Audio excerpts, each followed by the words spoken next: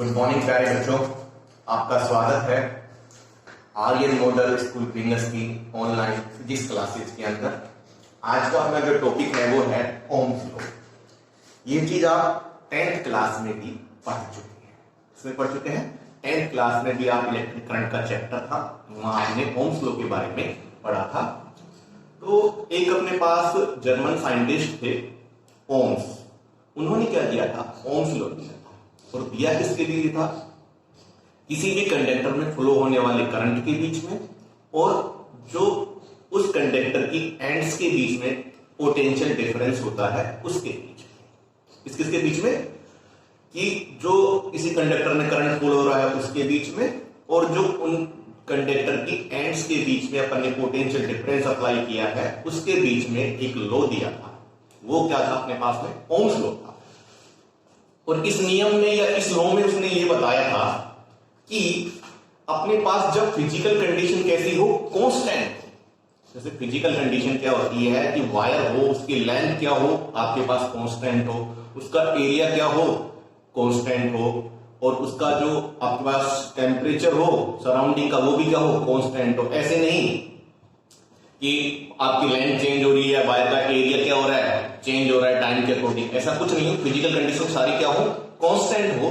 तो आपके पास जो वायर के अंदर जो करंट फ्लो होगा ना, वो आप जो पोटेंशियल डिफरेंस अप्लाई कर रहे हो वायर्स के एंड के अक्रॉस, उसके क्या होगा, प्रोपोर्शनल होगा। मैंने क्या बोला, जब फिजिकल कंडीशन कांस्टेंट होंगी तो वायर का current flow through the wire, जो वायर में बहने वाला या फ्लो होने वाला जो करंट होगा वो किसके प्रोपोर्शनल होगा, जो हमने उस वायर या कंडक्टर के एंड पे पोटेंशियल डिफरेंस अप्लाई किया है उसके प्रोपोर्शनल होगा आपके पास। ठीक है, तो कहीं ना कहीं आप जो पोटेंशियल डिफरेंस को किससे शो करते हैं, V से, और करंट को किससे शो करते हैं, I से। तो कहने का मतलब क्या होगा, V प्रोपोर्शनल I। ये आपके पास क्या था, सिंपली ओम्स लॉ था। 10th क्लास में भी आप इसे पढ़ चुके थे। देखो ओम्स क्या था, in 1828 German scientist George Simon Ohm established a law for potential difference between the two terminals of conductor and current flowing through the conductor। किसके बीच में लॉ दिया था, current flowing in the conductor और जो conductor के दोनों ends हैं या टर्मिनल हैं उनके बीच में पोटेंशियल डिफरेंस के बीच में लॉ दिया था। उसको क्या बोलते हैं हम, ओम्स लॉ बोलते हैं। यह आपको बता चुका था। अकॉर्डिंग टू दिस लॉ, इस लॉ के अनुसार if there is no change in physical condition, या बोल सकते हैं फिजिकल कंडीशन कैसी हो अपने पास, कांस्टेंट हो या फिजिकल कंडीशन चेंज ना हो। फिजिकल कंडीशन कौन कौन सी बताई थी मैंने आपके पास, क्या, वायर की लेंथ, वायर का एक क्रॉस सेक्शन एरिया और सराउंडिंग का temperature of a conductor, then the current flowing through a conductor is directly proportional to the potential difference across the ends of a conductor। तो ठीक है, तो current जो conductor में फ्लो होगा वो किसके प्रोपोर्शनल होगा, जो पोटेंशियल डिफरेंस होगा अक्रॉस इट्स एंड के, उसके क्या होगा, प्रोपोर्शनल होगा। तो कहीं ना कहीं I प्रोपोर्शनल V या फिर V प्रोपोर्शनल I। तो जब भी प्रोपोर्शनल को हटाते हैं तो अपने पास क्या आता है, कांस्टेंट आता है। या बोले कि प्रोपोर्शनल को इक्वल में चेंज करेंगे तो अपने पास क्या आता है, कांस्टेंट। तो प्रोपोर्शनल तो इक्वल में चेंज आ गया, और कांस्टेंट क्या आ गया, यहां R आ गया, कैपिटल R। इस कैपिटल R को अपन क्या बोलते हैं, प्रोपोर्शनलिटी कांस्टेंट बोलते हैं। कौन सा कांस्टेंट बोलते हैं, प्रोपोर्शनली कांस्टेंट बोलते हैं। और साथ में से क्या बोलते हैं, रेजिस्टेंस ऑफ द वायर। क्या बोलते हैं, रेजिस्टेंस ऑफ द वायर। इसके बारे में आपको पढ़ाएंगे आगे हम। तो V बराबर आर आई है, तो कहीं ना कहीं R बराबर क्या हो गया, V अपॉन I। क्या हो गया, R बराबर V अपॉन I। तो V की यूनिट क्या होगी, वोल्ट, I यूनिट क्या होगी, एम्पियर। तो रेजिस्टेंस की यूनिट क्या हो गई, ओम, जिसको शो करते हैं इससे। ये अपने पास रेजिस्टेंस की क्या हो गई, SI यूनिट हो गई आपके पास में। ठीक है, अब चाहे तो 1 ओम की डेफिनेशन भी क्रिएट कर सकते हैं अपन। अगर V की वैल्यू 1 वोल्ट कर दे और I की वैल्यू 1 एम्पियर कर दे तो R की वैल्यू क्या होगी, 1 ओम आ जाएगी। कहने का मतलब अगर हम किसी कंडक्टर के अंदर जो पोटेंशियल डिफरेंस अप्लाई कर रहे हैं वो कितना हो, 1 वोल्ट हो, और उस पोटेंशियल डिफरेंस अप्लाई करने से उसके अंदर जो करंट हो वो कितना जनरेट हो आपके पास, 1 एम्पियर जनरेट हो, तो आपके पास उस कंडक्टर का रेजिस्टेंस या उस वायर का रेजिस्टेंस किसके बराबर होगा? 1 ओम के बराबर होगा। बहुत ही आसान चीज थी। देखें, when the potential difference applied across the ends of a conductor and current flowing in the conductor takes as unity, मतलब जो अपन ने पोटेंशियल डिफरेंस अप्लाई किया वो उस पोटेंशियल डिफरेंस के कारण जो करंट जनरेट हुआ वो कितना लिया अपन ने? यूनिटी कितना? 1 लिया। तो आपके पास उस वायर का जो रेजिस्टेंस होगा वो किसके बराबर होगा? 1 ओम के बराबर होगा। ठीक है बेटा। अब अगली बात क्या थी कि कहीं ना कहीं V प्रोपोर्शनल I है, तो जैसे जैसे आपके पास V बढ़ेगा वैसे वैसे आपके पास क्या बढ़ेगा? करंट बढ़ेगा। इस बात को आप ध्यान रखें। ठीक है। तो कहीं ना कहीं जो रेजिस्टेंस होगा वो रेजिस्टेंस कब होगा? जब अपने पास V अपॉन I का रेशियो चेंज होगा, क्योंकि जैसे जैसे V चेंज होगा वैसे वैसे उसी रेशियो में आपके पास क्या होगा? I चेंज होगा। तो इनका क्या होगा? V अपॉन I का रेशियो चेंज होगा तो अपने पास क्या होगा? रेजिस्टेंस भी इंक्रीज होगा। आपने 10th क्लास में एक्सपेरिमेंटल सेटअप भी पढ़ा था ओम्स लॉ का। करंट को मेजर करने के लिए एमीटर लिया था, एक वोल्टमीटर लिया था, आपने ध्यान होगा। ठीक है। तो जैसे जैसे अपन ने क्या बढ़ाया था? वोल्टेज की वैल्यू बढ़ाई थी, उसी रेशियो में आपके पास क्या बढ़ रही थी? करंट की वैल्यू बढ़ रही थी। याद आया ना? सपोज करो ये अपन ने V लिया और ये अपन ने I लिया, तो जब आपके पास 1 वोल्ट था V की वैल्यू, तो ये कितना आ रहा था? 2, फिर 2 पे कितनी आ रही थी? ये आपके पास 4, और 3 पे कितनी आ रही थी? 6। सपोज करो, मान रहे हैं, तो कहीं ना कहीं आपके पास रेजिस्टेंस कितना हो रहा था?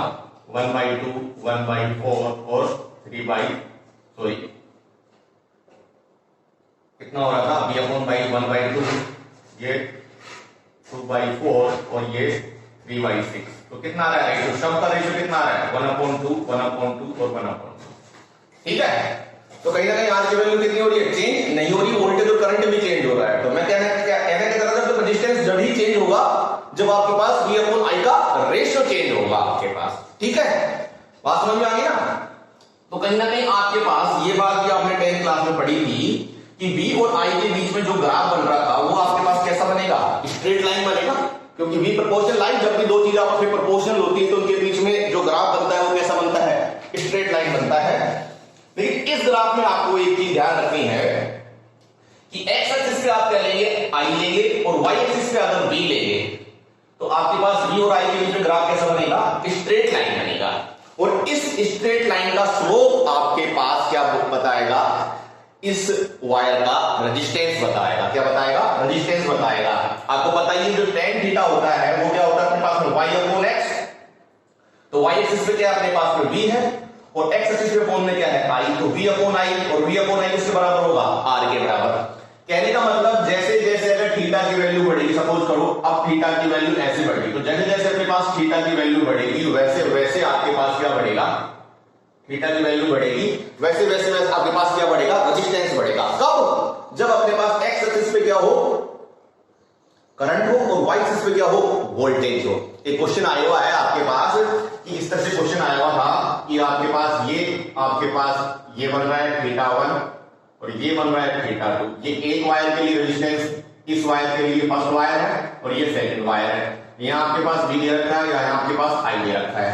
तो वो पूछ रहा था कि फर्स्ट और सेकंड में से कौन से वाले वायर के लिए आपके पास रेजिस्टेंस ज्यादा होगा। देखो जब थीटा की वैल्यू बढ़ेगी तो tan थीटा की वैल्यू बढ़ेगी, और tan थीटा की वैल्यू बढ़ेगी जिसकी ज्यादा tan थीटा की वैल्यू उसके रेजिस्टेंस का ज्यादा, वो सेकंड वाले वायर का रेजिस्टेंस ज्यादा होगा। कब? जब अपन x एक्सिस पे करंट लेंगे और y एक्सिस पे क्या लेंगे? वोल्टेज लेंगे। लेकिन जस्ट इसके अपोजिट लेंगे। अपन ने y पे क्या ले लिया? करंट ले लिया, और x पे क्या ले लिया? वोल्टेज ले लिया। क्या ले लिया? y पे करंट ले लिया और x पे वोल्टेज ले लिया। tan थीटा की वैल्यू क्या हो जाएगी? y अपॉन x क्या आएगा? I अपॉन v, और ये किसके बराबर हो जाएगा? 1 अपॉन r के। इस कंडीशन में जैसे जैसे थीटा की वैल्यू बढ़ेगी वैसे वैसे रेजिस्टेंस की वैल्यू आपके पास क्या होगी? कम होगी। तो इस बात का जरूर ध्यान रखें। ग्राफ तो आपके पास क्या बनेगा? एक स्ट्रेट लाइन ही बनेगा, और यदि x एक्सिस पे आपके पास करंट है और y एक्सिस पे वोल्टेज है तो थीटा की वैल्यू इंक्रीज तो रेजिस्टेंस की वैल्यू इंक्रीज, और अगर आपका इसका जस्ट अपोजिट है तो थीटा की वैल्यू इंक्रीज तो रेजिस्टेंस की वैल्यू क्या होगी आपके पास में? डिक्रीज होगी। ठीक है, ये बात आपको समझ में आ गई? ओके, अब आगे बढ़ते हैं, इसका प्रूफ करते हैं।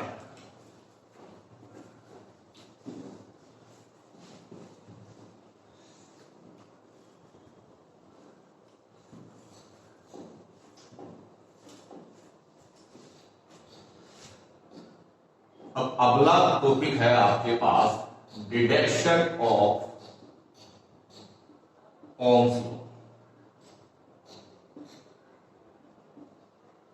अब अपन ओम्स लॉ का डेरिवेशन कर रहे हैं, डिडक्ट कर रहे हैं, ओम्स लॉ को उत्पत्ति कर रहे हैं अपने पास। देखो अपन ने पढ़ा था कि आपके पास जब अपने पास ड्रिफ्ट वेलोसिटी और करंट रिलेशन पढ़ा था तो आपके पास आई क्या रहा था, I equals to N E A we.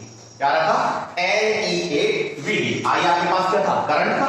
N क्या था आपके पास, यूनिट वॉल्यूम के अंदर नंबर ऑफ इलेक्ट्रॉन्स, ये इलेक्ट्रॉन्स, और ये क्या था, एरिया। और वी डी क्या थी आपके पास में, क्या, ड्रिफ्ट वेलोसिटी। तो ये रिलेशन इसके लिए था आई और वी डी के रिलेशन, करंट और ड्रिफ्ट वेलोसिटी के रिलेशन।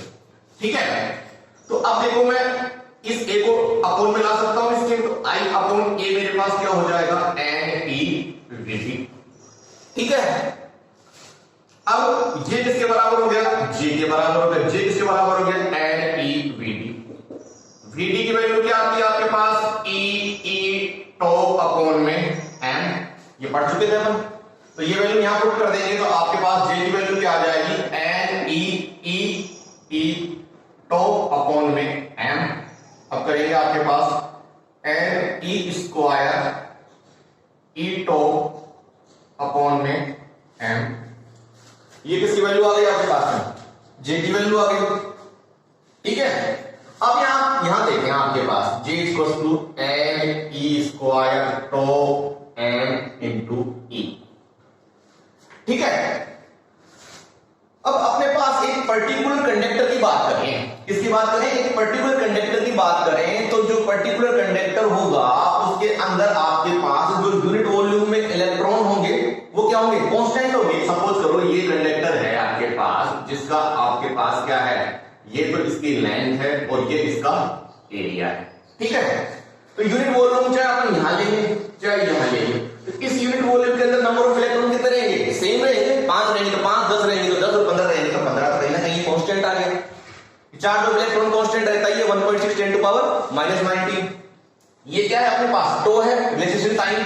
तो इसके लिए रिलेशनशिप टाइम भी क्या होगा आपके पास, कांस्टेंट ही होगा आपके पास। ठीक है, और आपके पास क्या है, एम क्या है, मास ऑफ इलेक्ट्रॉन 9.1 × 10 पावर -31। तो ये भी आपके पास क्या रहेगा, कांस्टेंट रहेगा। तो कहीं ना कहीं ये पूरी टर्म आपके पास क्या आ गई, कांस्टेंट आ गई। तो इस पूरी टर्म को मैंने किसके बराबर लिख दिया, सिग्मा के बराबर लिख दिया। किसके बराबर लिख दिया, जे बराबर सिग्मा के बराबर लिख दिया। और सिग्मा की वैल्यू आपके पास क्या आ गई, N E square tau upon में एम।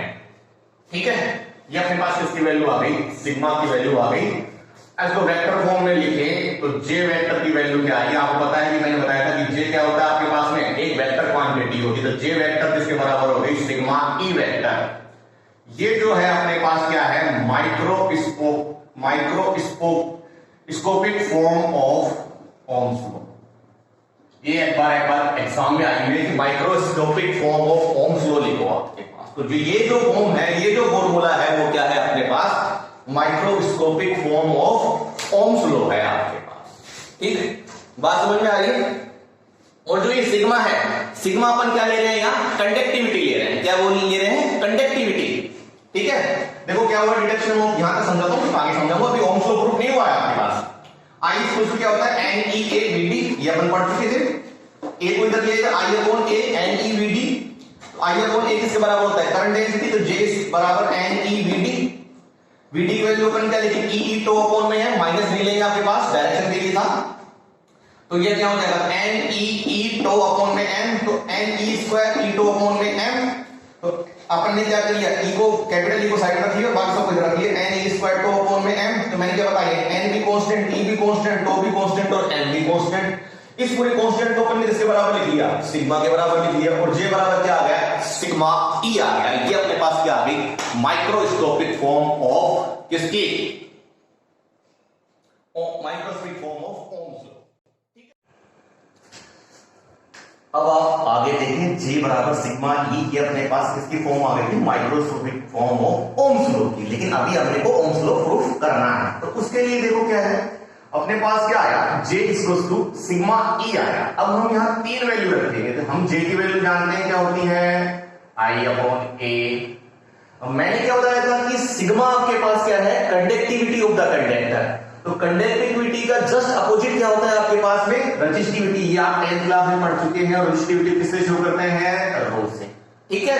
मतलब कंडक्टिविटी जस्ट अपोजिट किसके, रजिस्टिविटी के, ठीक है। थर्ड अपन क्या रखेंगे, एक फॉर्मूला अपने पढ़ता है, ई की वैल्यू किसके बराबर होती है, v अपॉन l के बराबर होती है। ये तीनों की तीनों वैल्यू यहां पुट कर देंगे तो j की वैल्यू देखो क्या आ गई, i अपॉन में a आ गई, ठीक है। सिग्मा की वैल्यू आपके पास क्या लिखा दी मैंने, 1 अपॉन रो लिख दी, ठीक है। और e की वैल्यू मैंने क्या लिख दी आपके पास, v अपॉन में l लिख दी, ठीक बेटा। अपने को कहीं ना कहीं v बराबर ir प्रूफ करना है, ठीक है। इसके लिए क्या किया हमने, ये रो एल को इधर ले गए अपॉन में a, और इधर अपने पास क्या बच गया, ये i इसको टू b, समझे। ये रो एल को इससे ऊपर की तरफ ले गए, क्रॉस मल्टीप्लाई कर दिए, तो रो एल इंटू आई अपॉन में a। अब देखो आपने 10th क्लास में पढ़ा था रजिस्टिविटी का फॉर्मूला, आपको ध्यान हो तो रजिस्टिविटी क्या होती है, rho equals to R A upon में एल, ठीक है। तो यहां से अगर r की वैल्यू निकालेंगे तो अपने पास क्या हो जाएगी, रो एल अपॉन में a। तो r की वैल्यू क्या हो जाएगी, रो एल अपॉन में, तो कहीं ना कहीं ये किसकी वैल्यू होगी, r की। तो यहां रख देंगे r into I equals to v। यही आ रहा था अपने पास, v बराबर IR। यही तो अपने पास क्या था, ओम्स लॉ था। तो कहीं ना कहीं अपने पास ओम्स लॉ क्या हो गया, डिटेक्ट हो गया। बात समझ में आई, क्या किया भाई, j बराबर सिग्मा ही आ गया। ये हमने तीन वैल्यू रखी, j equals to i upon a, sigma equals to 1 upon में रो, और e equals to v upon में l। देखो यहां j की जगह i अपॉन a रखा, और ये क्या थी, सिग्मा कंडक्टिविटी किसकी उल्टी होती है, 1 अपॉन रजिस्टिविटी की, और इलेक्ट्रिक फील्ड किसके बराबर होता है, v upon l, potential difference upon में लेंथ के बराबर होता है। इस रो एल को यहां लेके रो एल अपॉन में a into i equals to क्या आ गया, v। 10th क्लास में पढ़ा था, ये आपको ध्यान रखना पड़ेगा, अभी बाद में बताएंगे। रो इक्वल्स टू क्या होता है, r a अपॉन में l। तो r की वैल्यू क्या हो गई, रो एल अपॉन में a। तो रो एल अपॉन में a किसकी वैल्यू हो गई, r की, और r equals to i equals to v, तो v बराबर IR। ये अपने पास क्या हो गया, ओम्स लॉ डिटेक्ट हो गया कहीं ना कहीं, ठीक है। ओम्स लॉ क्या हो गया अपने पास में, डिटेक्ट हो गया आपके पास में, ठीक है। ये अपने पास इसकी वैल्यू आ गई, ओम्स लॉ की वैल्यू आ गई, ये अपने पास ओम्स लॉ आ गया, ठीक है बेटा।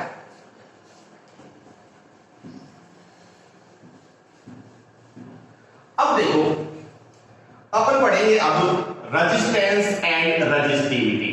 क्या पढ़ेंगे, रेजिस्टेंस एंड रजिस्टिविटी।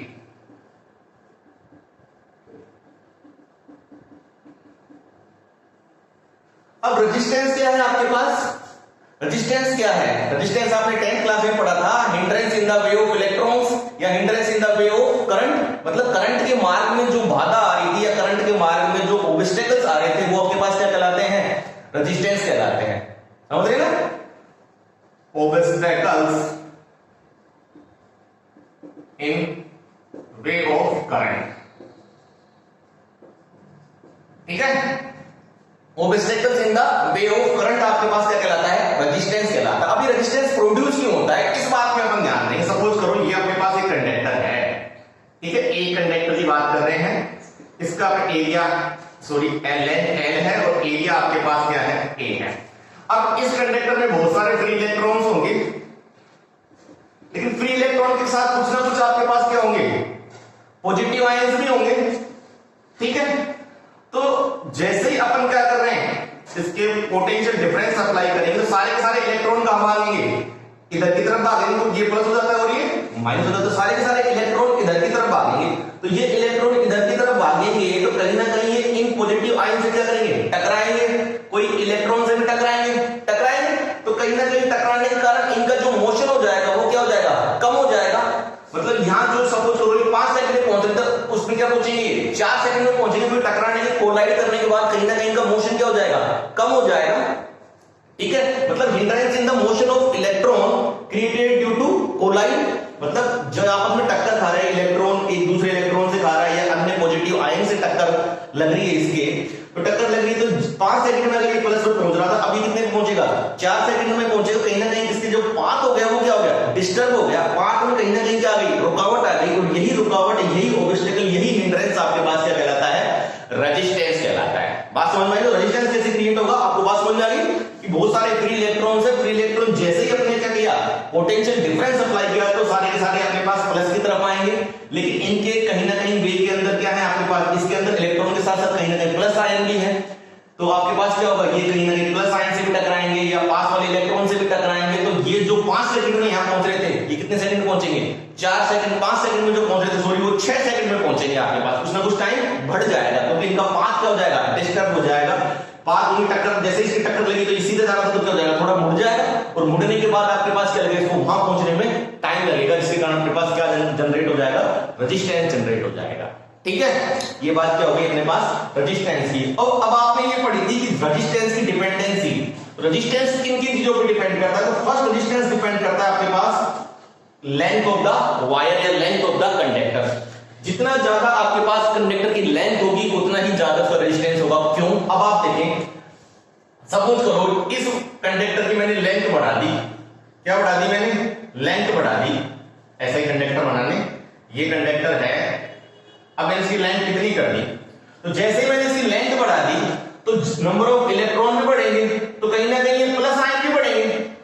ठीक है, मतलब जो ऑब्स्टेकल जो इसको रोक रहे थे, प्लस आयन या नंबर ऑफ इलेक्ट्रॉन जो थे वो आपके पास क्या होंगे, जैसे लंबे होंगे, पहले बात सपोज करो 20 पॉजिटिव आयन थे, अब कितने हो जाएंगे, 30 हो जाएंगे, और नंबर ऑफ इलेक्ट्रॉन भी पहुंचेंगे तो टक्करें क्या होंगी, ज्यादा होंगी, और जितनी ज्यादा टक्करें होंगी तो इस इलेक्ट्रॉन को यहां से यहां पहुंचने में क्या लगेगा, ज्यादा टाइम लगेगा, तो कहीं ना कहीं आपके पास क्या होगा, रेजिस्टेंस बढ़ेगा। इसलिए अपन कहते हैं कि लेंथ बढ़ती है तो रेजिस्टेंस बढ़ता है, क्योंकि जैसे जैसे लेंथ बढ़ेगी तो अपने पास आपके पास क्या positive ions, number of electrons भी बढ़ेंगे, तो क्या होंगी, टक्करें ज्यादा होंगी, टक्करें ज्यादा होंगी तो वो क्या होगा, रेजिस्टेंस भी बढ़ेगा।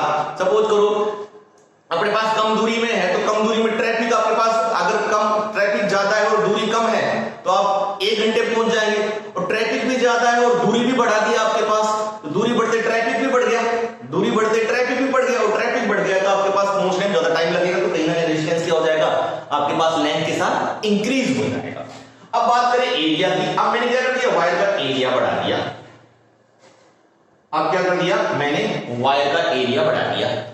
अब जैसे मैंने एरिया बढ़ाया तो जो ये प्लस आयन थे वो पास पास थे, लेकिन एरिया बढ़ते ही आपके पास क्या हो गया, ये प्लस आयन और इलेक्ट्रॉनों के बीच में क्या बढ़ गया, स्पेस बढ़ गया, दूरी बढ़ गई, तो दूरी बढ़ गई तो ये टक्करें क्या हो जाएगी, कम ही होंगी।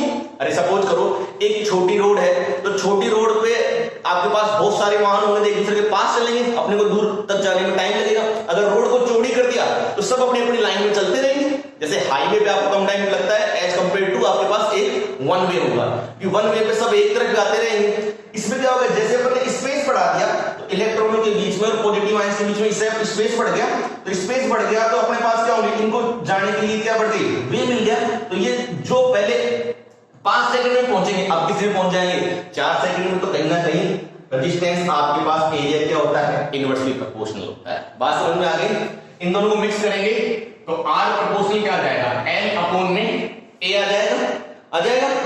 तो जब भी आप कांस्टेंट इक्वल को कांस्टेंट में चेंज कर, सॉरी कांस्टेंट को इक्वल में चेंज करेंगे आपके पास कांस्टेंट आएगा, तो ये अपने पास क्या आ गया, प्रोपोर्शनल को अपन ने इक्वल में चेंज कर दिया, कांस्टेंट आया, वो कांस्टेंट आपके पास रो आया, इस रो को ही अपन क्या बोलते हैं, रेजिस्टिविटी।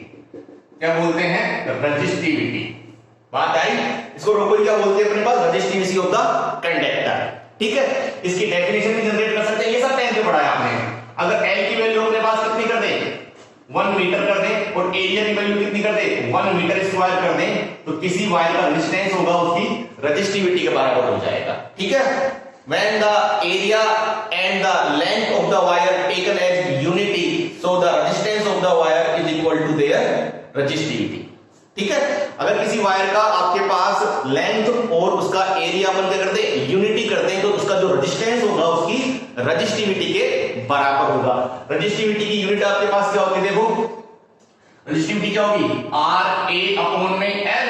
ठीक है, ये हो गई ओम, ये क्या हो गई मीटर स्क्वायर, ये क्या हो गई मीटर, तो क्या हो जाएगी ओम मीटर। रेजिस्टिविटी की जो यूनिट हो गई आपके पास क्या हो गई, ओम मीटर हो गई। ठीक है, तो रेजिस्टेंस कहीं ना कहीं लेंथ के प्रोपोर्शनल होता है और एरिया के इनवर्सली प्रोपोर्शनल होता है। लेंथ बढ़ती है तो रेजिस्टेंस बढ़ता है, और लेकिन एरिया बढ़ता है तो रेजिस्टेंस घटता है। तो जितना ज्यादा लंबा वायर होगा उसका उतना रेजिस्टेंस ज्यादा होगा, और जितना ज्यादा मोटा वायर होगा उसका रेजिस्टेंस उतना ही कम होगा। लेकिन ये फैक्टर आपके पास रेजिस्टिविटी में काम नहीं करेंगे। ये फैक्टर रजिस्टिविटी में काम नहीं करेंगे। रजिस्टिविटी ओनली आपके पास डिपेंड करेगी टाइप ऑफ मटेरियल के, किसके, लेंथ और एरिया पे रजिस्टिविटी डिपेंड नहीं करेगी। रजिस्टिविटी डिपेंड करेगी ओनली टाइप ऑफ मटेरियल के। अगर आपके पास एक लोहे का वायर है और एक सोने का वायर है, ठीक है, तो रजिस्टिविटी चेंज होगी लोहे के वायर और सोने के वायर की। लेकिन अगर आपके पास लोहे का वायर आपके पास अगर 5 मीटर का है और एक लोहे का वायर आपके पास 10 मीटर का है, तो दोनों की रजिस्टिविटी आपके पास क्या होगी, बराबर होगी। रजिस्टेंस क्या होगा, अलग अलग होगा।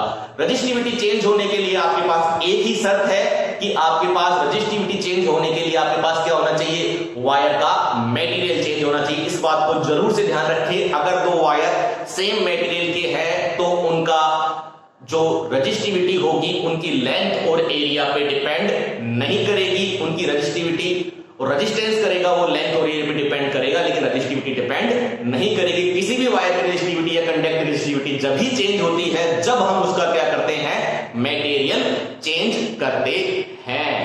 तो इस बात को आप अच्छे से ध्यान रखें। बहुत ही अच्छी बात थी कि रेजिस्टेंस आपके पास लेंथ के प्रोपोर्शनल और एरिया के इनवर्सली प्रोपोर्शनल, लेकिन जो रजिस्टिविटी होती है आपके पास ओनली ऑन आपके पास वायर के मटेरियल पे डिपेंड करती है, उसके लेंथ और एरिया पे डिपेंड नहीं करती। क्यों नहीं करती, आप इसको भी देख सकते हैं। क्योंकि आपने जो कंडक्टिविटी की वैल्यू निकाली थी वो क्या निकाली थी, आपने कंडक्टिविटी की वैल्यू निकाली थी n² टो अपॉन में n, ठीक है। तो रजिस्टिविटी करेंगे तो 1 अपॉन में कंडक्टिविटी, ये रजिस्टिविटी के बराबर आ गई, तो क्या होगी n n e² अपॉन में टो, ठीक है, n e² टो। अब देखिए आप, ये m तो वैसे भी कांस्टेंट है, n भी कांस्टेंट है और e² भी कांस्टेंट है। e² m और e² तो कांस्टेंट है, बचा क्या आपके पास 1 अपॉन n अपॉन में टो। तो नहीं, यहां क्या लगाएंगे, टो लगाएंगे, ठीक है। तो अगर आपके पास ये m और e² आपके पास क्या है, कांस्टेंट है, ठीक है। लेकिन जैसे जैसे अपने पास अगर अपन ने ये एक मटेरियल अगर अपन ने लोहे का लिया, तो लोहे का लिया तो इसके यूनिट वॉल्यूम में, चाहे यूनिट वॉल्यूम यहां ले लो चाहे यूनिट वॉल्यूम में, फिजिकल कंडीशन, ये फिजिकल क्वांटिटी ये चेंज नहीं होगी। फिजिकल क्वांटिटी यूनिट वॉल्यूम के अंदर जो इलेक्ट्रॉन होंगे वो बराबर होंगे, और इसका क्या होगा आपके पास, तो भी क्या होगा आपके पास में कांस्टेंट होगा। केवल एक मटेरियल की कितनी भी लेंथ बढ़ा दो, अब कितनी भी लेंथ बढ़ा दो तो यूनिट वॉल्यूम के अंदर आपके पास जो इलेक्ट्रॉन होंगे वो कितने होंगे आपके पास में, सेम ही रहेंगे। चाहे हमने लेंथ कितनी बढ़ा दी सपोज करो, तो अब मैंने यूनिट वॉल्यूम इतना लिया था, तो यूनिट वॉल्यूम अब भी आपको नंबर ऑफ इलेक्ट्रॉन तो क्या रहेंगे, बराबर रहेंगे, ठीक है। और टो भी क्या रहेगा मेरा, बराबर रहेगा। तो कहीं ना कहीं लेंथ और एरिया पे अपने पास वेरी क्या नहीं कर रहा, उसका टो नहीं कर, आपके पास क्या नहीं कर रही, रजिस्टिविटी नहीं कर रही। लेकिन जैसे अपन मटेरियल चेंज कर देंगे, अब सपोज करो सोने का तार ले लिया, तो जैसे अपन ने सोने का तार ले लिया, सोने का तार लेते ही आपके पास क्या हो गया, उसकी यूनिट वॉल्यूम में अलग इलेक्ट्रॉन होंगे आपके पास, और यूनिट वॉल्यूम में अलग इलेक्ट्रॉन होंगे, तो n की वैल्यू क्या हो जाएगी, चेंज, और n की वैल्यू चेंज तो टो की वैल्यू भी चेंज, तो कहीं ना कहीं रजिस्टिविटी चेंज। तो आप इस बात का ध्यान रखें, तो रजिस्टिविटी डिपेंड करेगी only on the material of the conductor, और रेजिस्टेंस डिपेंड करेगा ओनली ऑन द लेंथ और area of the conductor. Thank you.